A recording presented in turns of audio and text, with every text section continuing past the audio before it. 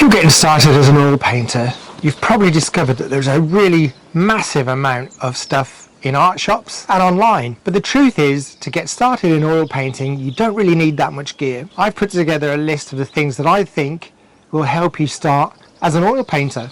Let's talk about colour. Colour is basically pigment. This is just powdered pigment. To make your oil paint, there are some other tiny ingredients, but you'll use something like this, refined linseed oil. So to begin oil painting, you might find all you need is two colours, and this is a Winsor & Newton. It's an artist's watercolour. So what that means is it's got more genuine pigment in it and less fillers, such as the oil itself, and that's why artists' paints are slightly more expensive. But because this is an earth colour, so umber, sienna and ochre colours, that's yellow ochre, these are earth colours. There's more than I've just mentioned, but they're the most famous ones. Anything that's an earth colour is reasonably cheap, whether you get it as an artist's or a student grade. So to paint, you just need this and this, and that's just a warm white, but you can get regular whites like this one, titanium white, and that one is a good paint. That's a mixing white, and that's all you need. So you can basically do a monotone sketch with that. Now you could exchange that for a blue, or a Payne's grey, something like that, to just make a monotone sketch. That's all you need, but that could be a little bit boring, and maybe you're tempted to use colour. I mean, who wouldn't be? So here we go. I've arranged my three colours, and if you notice, they're sort of, loosely speaking, primaries. So I have a red, a yellow and a blue. But if I had to grab three colours and go, I'd have alizarin crimson, and you can get other ones like it called magenta, and there's issues about alizarin crimson's permanency, but we won't get into stuff like that now. For my blue, I would have ultramarine blue. Sometimes it's called French ultramarine, subtle difference, but really nothing worth worrying about. Both of these colours are reasonably cheap as well. This is a tougher one because you need a nice kind of, let me take the top off this. This is Winsor & Newton's Winsor yellow. There's no getting away from it. You do need a decent yellow. Some are transparent and they just get lost when you mix them. But this is, yeah, Winsor yellow. It's quite good. And this is a yellow called Scheveningen, and it's a tricky one to pronounce. It's a similar kind of paint, but I like this make, Old Holland. So I would have that or that. Let's just call it that one. And that's all you need. Now, without getting too much into colour theory, you can get your purple by mixing the blue and the alizarin, ultramarine blue and alizarin. Purple will go there. You can get your orange, although orange can be a tricky one to mix, and you might want to buy your own orange colour at some point. And obviously then your greens can be with the ultramarine blue and your yellow. If I had to just stuff some gear in my pocket, I would have these three paints: alizarin crimson, ultramarine blue, Scheveningen or Winsor, or even cadmium yellow. So anyway, back to what I was saying, you could get away with grabbing, unfortunately quite expensive cadmium blue, but cheap ultramarine blue, cheap crimson alizarin, and then I would add to that my white. And for sketching, marking out, underpainting, something like a burnt umber. You could even have, this is really handy in the paint box, burnt sienna.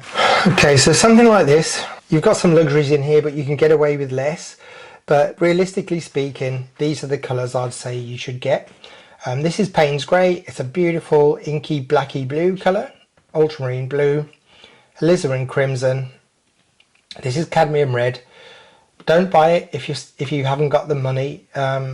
It's pretty expensive. Anything with cadmium in it or cobalt in it is going to cost you a bit of money. This is a brilliant colour, burnt umber. Fantastic colour, burnt sienna, like a kind of a really burnt orange. Beautiful colour, cadmium yellow, and my white. So if you're shopping and you can afford it, go up to a bigger size, that's a 60mm. That one is even bigger, 225mm, but trust me, you'll use it. So the next thing to think about is what to put the paint on. And obviously, well, that's a palette. You can get wooden ones, you can get paper ones, perspex ones. This one is glass by Jackson's. Personally, I think it's really good. Some people put a colour underneath to help them mix.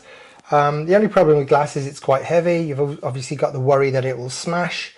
I use a tool like this, and in other videos you see me actually using it on my paint surface to get rid of unwanted paint. But this is a sort of a tool from a DIY shop, and when you're done painting, this cleans your palette up a treat. You can get by without it. You can use a palette knife and obviously a rag with some terps on it. It can be a little bit of an unpleasant task really cleaning the palette, I have to say. And something that I really am fond of are these disposable palettes. So you just open them up. This one is made to be easel styled, so you put your hand through there and you can hold your brushes like that. Yeah, so what they are, it's a sort of a grease-proof or wax-proof paper underneath, and this one's grey. That's just the packing, and once you're done, you just rip it off and throw it in the bin. You can get, and I find them quite handy for smaller work or travelling, you can get a smaller sizes than that, and you can also get different colours. Okay, palette knives. If you're looking in shops or online at palette knives, you might drive yourself round the bend because there are so many to choose from. Here's what I'll say about palette knives. Try a couple. This is a sort of a traditional shape. What I like about it are the following things. So the way that the blade, the sort of stem of the blade gives you that angle, means that when you're using it, you can get your fingers underneath it and your fingers don't touch the surface that you're painting on. Some knives are straight like that, and you can get problems with it. So these will be used for mixing my paint on the palette, adding a little bit of red, whatever. These paints are a little bit dry now because they've been on the palette for a while. But yeah, select a little bit of paint and mix it up. Also, you can just scoop up that paint and apply it to your surface. Okay, what I like is a slightly longer blade sometimes for scoring nice long marks. Buy one or two, not the whole set, and see what you like. Now I have bought some very cheap ones in the past and it's bitten me on the bum because these edges here are rough. So when you're painting, you see horrible lines like that. So you want a decent quality one. But if you're paying a ridiculously cheap price in comparison to other palette knives, you know it's going to probably let you down. Brushes.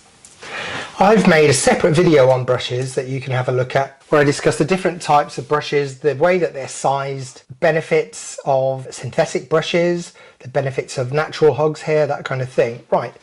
I'm just talking about right now, you're in an art shop, you've got to grab a few things. Here's what I would grab. Now the material, this is synthetic, is up to you, but a big flat brush that enables you to get a huge amount of paint on the brush and cover big areas quickly. There is nothing worse than seeing a big area of sky that's done with a tiny little brush. Just looks overworked and fiddly with and kind of gets my goat a little bit. For me, I like to cover ground quite fast, and so initially I'll use quite a big surface brush like that, and this isn't the biggest I have, trust me. So that's a large flat synthetic brush. This brush is clean, although it looks sort of blue, so these bristles are also white synthetic, but I have quite well, it's kind of a medium size. This is a size 7 long flat brush. Now if you use filberts or round brushes, that's great. I would have something this size. Going down now, a lot of my detail work would be done with something like this. This is a size 2 long flat brush, the same material as the last one. And then for detail, and for just putting nice little highlights in, I'd use a round brush. Okay, so this one is a size 6, also a synthetic, also by Rosemary & Co. When you go to the art shop or online shop and you're looking at mediums, you'll probably be bamboozled because there are so many. Obviously experiment at some point if you're ready, but when you're starting, imagine this now, we're in the art shop or we're online and we're just getting a very basic shopping list. Don't go for this size. There are smaller, but this is all I have right now. This is Gamsol, and it is an odorless mineral spirit. Now, you need this because if you're painting in watercolor, you just mix your paint with your brush with water. Oil and water, unless you get oil mixable, water mixable oil colors. Generally speaking, the oil colors that I have don't mix with water. So you need Gamsol. Now, Gamsol will thin your paint down, and it will also clean your brushes. Okay, buying horrible white spirit from a DIY shop to thin your paint down and even worse, clean your brushes with is a hanging offence. It's really, really bad drill. This is a litre bottle. Don't be scared, you can get something smaller like that. But this is turpentine. I'm showing you this because the bottle size is perfect for if you're just trying oil painting or if you're starting off. But turpentine, and I must confess I like turpentine and I don't mind the smell of it, but there is a big kind of controversy on its safety. So all I'd say is if you do go down the turpentine route as a direct substitute for this stuff, use proper artist turpentine, not DIY rubbish, and use it in a well ventilated area. Just basically read the health checks on this. I'm not going to go down the whole safety route. Really, if I was doing this, grabbing a bag and getting on my way, I'd probably just grab that and go. However, some artists might say to you that a very essential thing is linseed oil itself. So this is the stuff that's mixed up in your tubes with your paint. Yeah, it's great. It gives a nice glossiness to paint. I use it sometimes, but trust me, I could really easily survive without it. You will need something like this. This is called a dipper, and traditionally some artists would put linseed oil in one and your terps in the other. But you know, if you don't have that, this is just something that I bought a dessert in. There was a cheesecake in this originally. And yeah, okay, the paint has dried out inside there. That's no big problem. But I would quite happily just put Gamsol or terps in that. You can also get these dippers here. You can also get them in singles. Okay, so you don't need to do the double. And they have a little clip here which allows you to fit it to your palette or whatever surface works for you. So a quick word about painting surfaces. I've made a separate video on this with a lot more detail, but again, we're in this scenario where we're just buying some very basic equipment to get going with our painting. Something that's relatively inexpensive are these gessoed boards. I think I got this one in Africa, but it's an Italian company. But yeah, lovely surface, quite small. But what I think is the best tip when you're starting out is to get a pad of oil painting paper. Okay, so this one, Strathmore, 10 sheets, lovely good quality. It's got a kind of I don't know if the camera picks that up, but it's got a sort of cloth feel to it. It's thick and it's a really nice surface. This one, the boys and girls at Bella Arty are just my favourite people. I use their canvases, I use their wooden panels, and I use their paper, oil painting paper. I've primed this already, so it's normally white.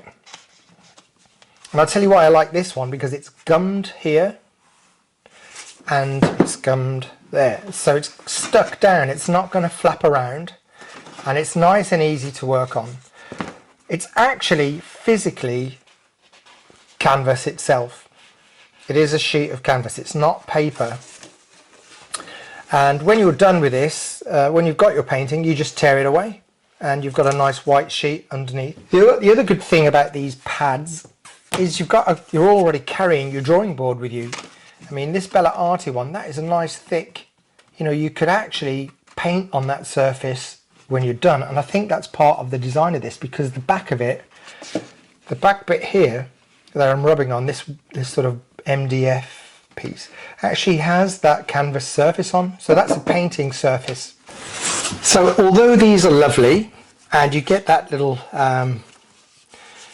hardboard support to this, you might think about a drawing board or an easel to sort of prop your work up on and give you a little bit of space. So this is just an old piece of wood that I trimmed off to size, and I've put some drawing clips on there. It's really, really simple. You just clip that on. But another thing that I've got up my sleeve, if you're thinking about buying an easel, again, that is another absolute minefield of choices and decisions. And I've bought easels that the love affair pretty soon wore off. They're just not great, and some of them are fantastic. If you get yourself your drawing board, okay, and I got this from Amazon. Doesn't really look much. It's a little plate that you screw onto the back of your drawing board, and this allows you to mount it onto a camera tripod. So this will then go in there.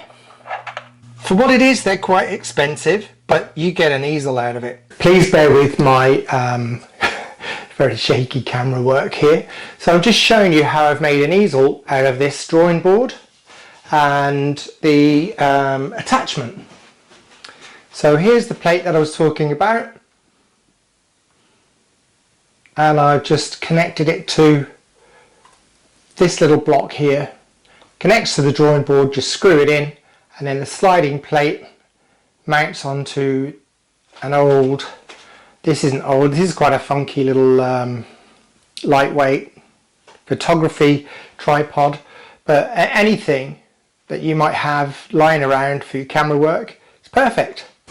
So that pretty much covers it. I think the main thing to take on board here is you don't need a lot of stuff. Commit to your painting and not shopping. So really, in a nutshell, you need those three primary colours. Ew, messy. Three primary colours: red, yellow, blue. Shop around, you decide. Red, yellow, blue is all you need. Add a dark like a burnt umber or a Payne's grey, and a white. 5 tubes of paint is all you're going to need. Then something to put it on. It can be an old dinner plate.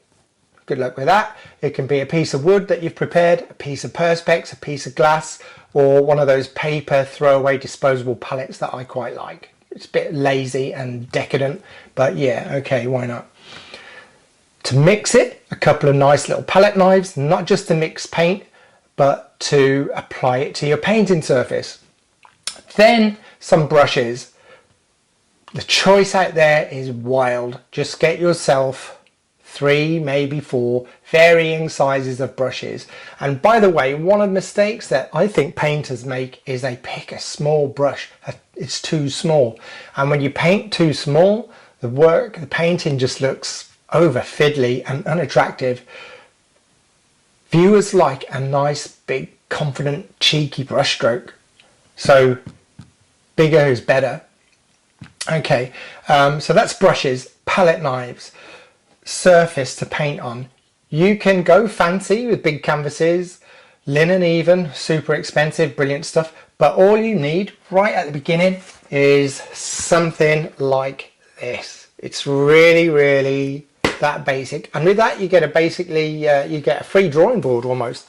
But if you want to go down the drawing board route, which I think you'll end up having to at some point, get an old piece of plywood, get all the splinters and rough edges away, clean it up, and there you go. That's all you need. A couple of drawing board clips or bulldog clips.